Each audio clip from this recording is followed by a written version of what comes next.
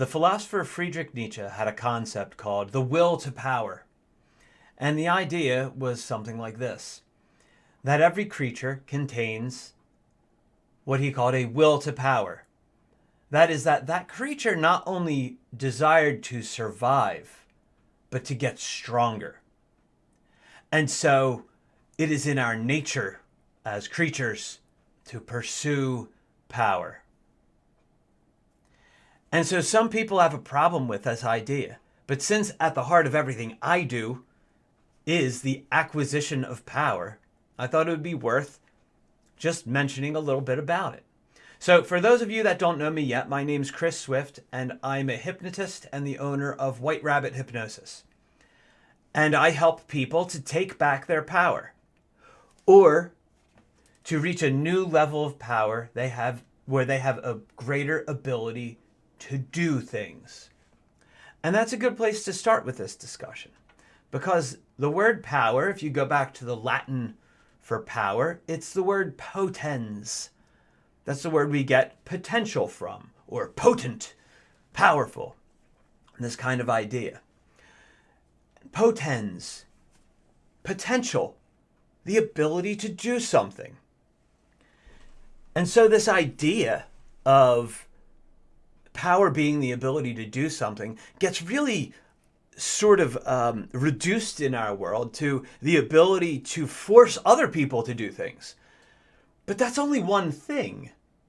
That's only one type of power. And power is context dependent. So for instance, I could teach you a power to be in control of your psychological state. I could teach it to you very quickly. And there are billionaires out there that don't have that power. But actually, everything we do in life is in pursuit of a state. Really, it's in pursuit of feeling good. And the more of feeling good we do, the more we consider ourselves to be successful at that. And so, sure, there are long-term and short-term, long game and short game considerations when it comes to this.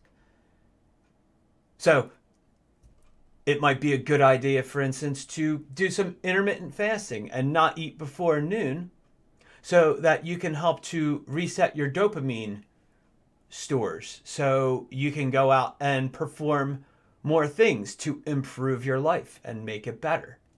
So there's a game of pain and pleasure.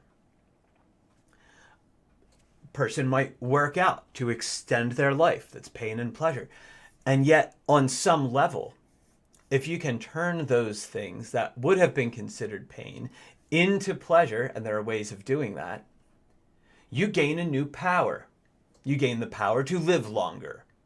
You gain the power to feel better in your body. And so the ability to feel better in your mind can be immediate. It's just sometimes just as easy as changing your physiology, the way you breathe, the way you hold your body. Similarly, the things you say to yourself in your head, changing those things.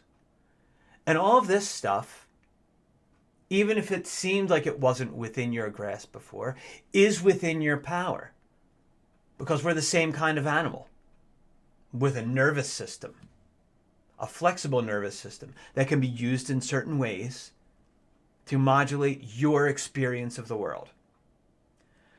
And so power is context dependent.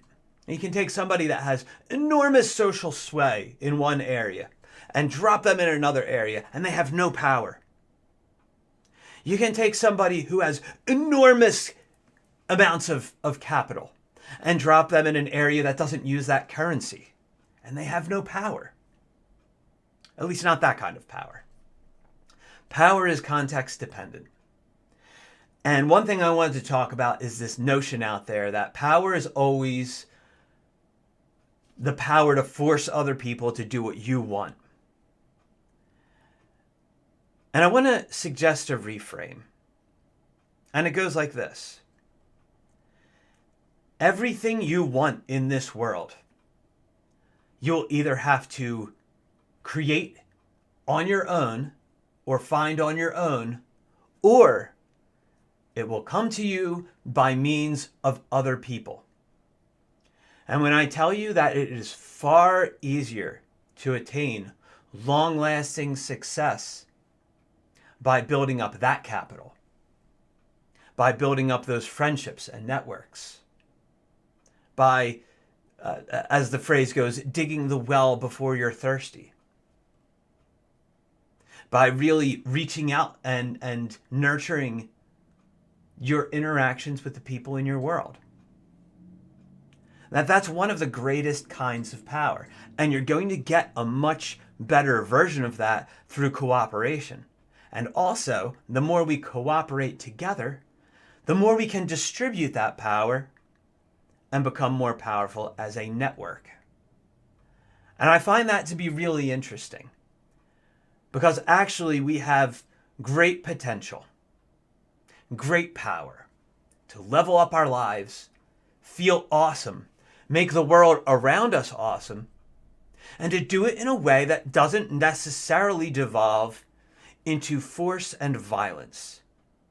In fact, I would suggest at the point that we've done that, we've already missed out on a much more satisfying, pleasurable, and happy world.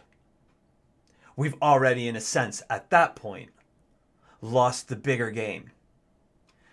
These are just some thoughts, some things I wanted to share about this idea of power. Let me know what you think. If you don't like this idea, argue against me.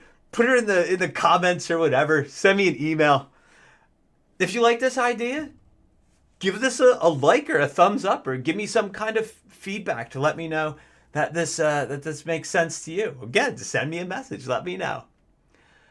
I hope you're all doing well out there. I'm wishing you a world full of happy, pleasurable power, where we can work together, grow together, and create a happier world.